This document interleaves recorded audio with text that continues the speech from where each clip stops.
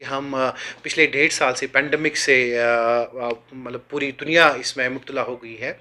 तो जैसा कि आप सबको पता है कि हमारा जो मुल्क है हिंदुस्तान, इसमें क्या हुआ है कि कोविड की सेकेंड जो वेव है, इस टाइम जो दूसरी लहर स्टार्ट हो गई है from last 1.5 month, and every day we are getting a cases at least 3,50,000 plus cases every day, और जिसमें हमें 3,500 के आसपास एवरी डे डेथ्स भी हो रही है।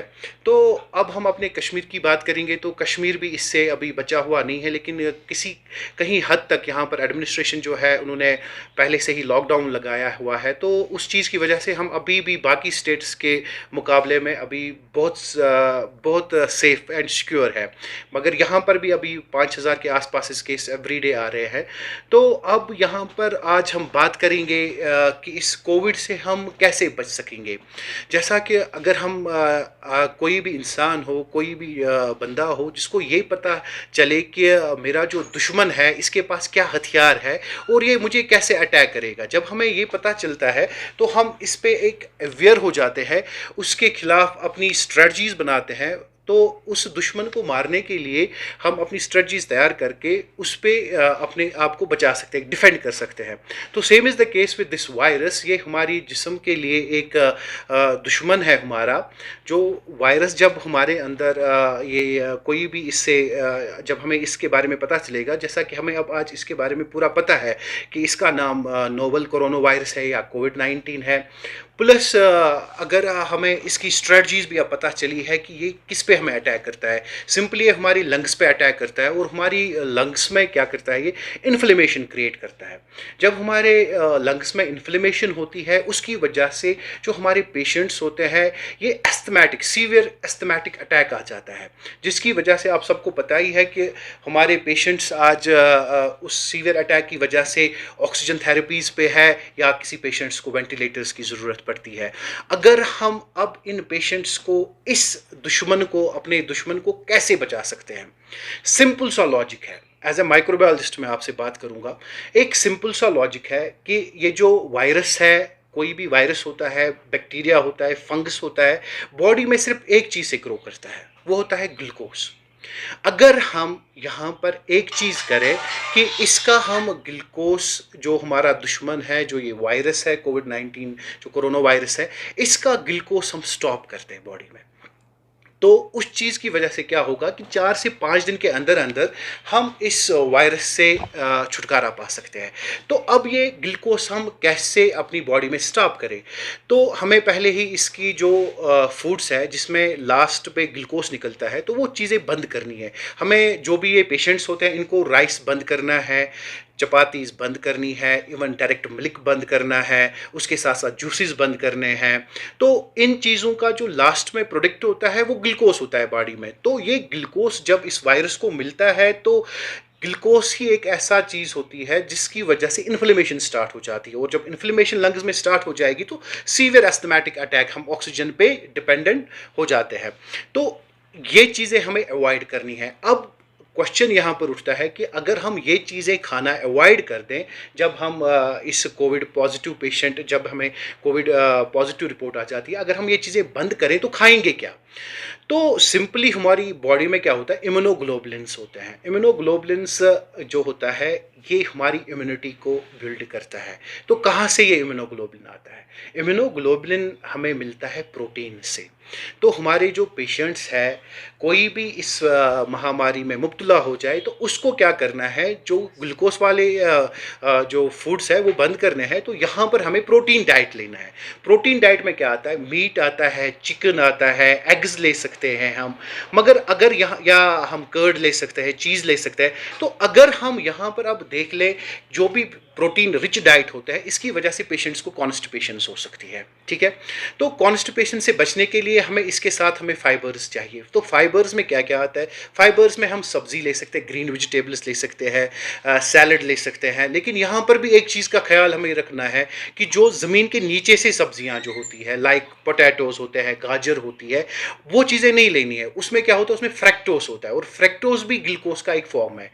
तो हम यहाँ पर क्या करेंगे, अपने दुश्मन की जो फूड है वो बंद करना है, इसको चारों तरफ से हमें बंद करना है, सो दैट कि हम अपने दुश्मन का जब खाना बंद कर देते हैं तो ये क्वाइट ऑब्वियस है कि हमारा जो दुश्मन है ज़्यादा से ज़्यादा 3 to 4 डेज सर्वाइव करेगा और उसके बाद उसकी ऑटोमेटिकली नेचुरली डेथ हो जाएगी। लेकिन इसमें भी एक फेज़ ऐसा आ सकता है जो 24 to 48 आवर जो क्रूशल होते हैं इसमें पेशेंट्स के लिए। अगर मैं आपको ये 100% एश्योर करता हूँ कि अगर हमने ये जो 20 से 48 घंटे अपने आप को मतलब सेव कर पाए, उससे लड़ पाए, तो गारंटी है इंशाल्लाह with in 5 days a patient will be healthy.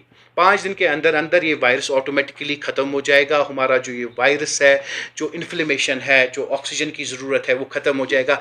Maximum जो हमारे पेशेंट्स होते हैं ये हमेशा ऐसे बैठते हैं, लंग्स को ऐसे बैठना नहीं है, छाती को ऐसे नहीं रखना है, हमेशा कोशिश करनी है कि हम ऐसे बैठे, छाती को फुला के बैठे, सो दैट कि जो हमारे जो लंग्स होते हैं ये एक्सपैंड हो जाए, इसमें कैपेसिटी ज़्यादा बढ़ जाए ऑक्सीजन की, ये बात। और इसमें एक चीज़ का ख्याल रखना है हमें, जो भी पॉजिटिव पेशेंट्स होते हैं 5 से 7 बार कम से कम स्टीम इन्हेलेशन करें। स्टीम इन्हेलेशन के लिए हमें क्या है, घर में बहुत सारी चीज़ें हैं, मतलब हम पानी को उबाल सकते हैं, अपने आप के ऊपर चादर रख सकते हैं, स्टीम लेना है, हर 2-2 घंटे के बाद स्टीम लेनी है। इसकी वजह से भी हम इस वायरस को कहीं हद तक सेफ रख सकते हैं।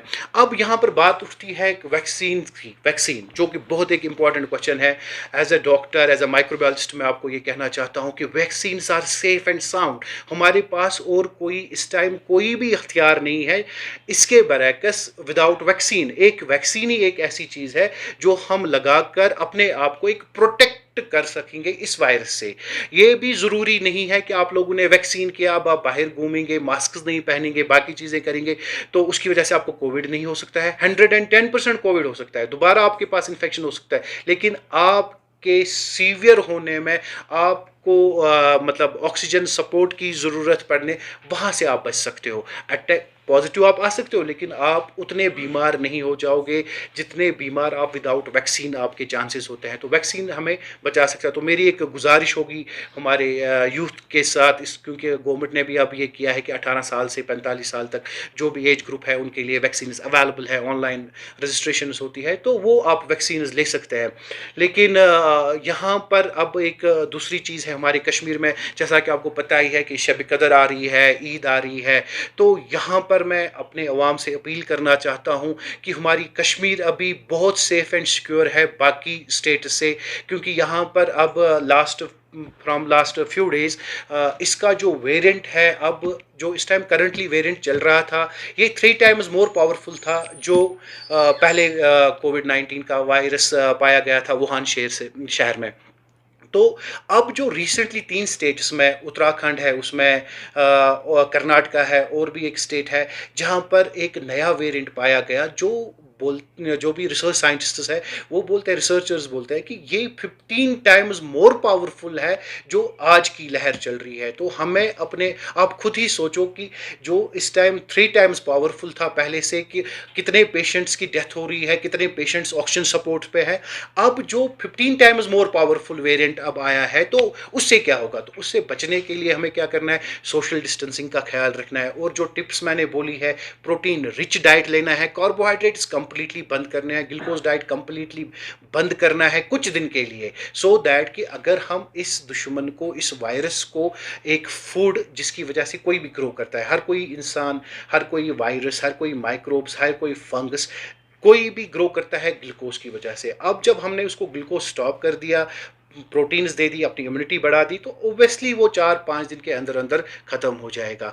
तो अब जो ईद का सवाल है, मैं रिक्वेस्ट करता हूँ अपने अवाम से कि ईद पे, ख़ास तौर से इस ईद पे, एक तो पहले दुआ करें अल्लाह से कि हमें इस महामारी से नजात दे, और दूसरी चीज़ है सोशल डिस्टेंसिंग का ख्याल रखें। मैं अपने अवाम से अपील करना चाहता हूँ कि इस बारी वो अपने रिश्तेदारों के घर बाय फिज़िकली न जाएं, फ़ोन पे ही मुबारकबाद ईद की, फ़ोन ग्रीटिंग्स दे दे, मैसेज करके ग्रीटिंग्स दे दे, एक दूसरे के घर में न जाए। कम्युनिटी ट्रांसफ़र ऑलरेडी हो गया है, तो ये इससे और ज़्यादा इसलिए कम है क्योंकि हम 5 टाइम नमाज़ पढ़ते हैं, मुँह हाथ धो लेते हैं, तो मैक्सिमम जो अवाम है वो घर में ही रहना पसंद करती है इबादत करने के लिए। तो अब जो रमज़ान का महीना ख़त्म हो रहा है, ईद आ रही है, तो कहीं ऐसा ना हो हम ईद की शॉपिंग के लिए बाज़ार जाएँ, वहाँ पर ये इस हद तक फैल जाएगा, फिर हमें दिल्ली जैसी सूरत हाल से गुज़रना पड़ेगा। ये मेरी रिक्वेस्ट होगी, मेहरबानी करके आप अपने आप को सेव करें।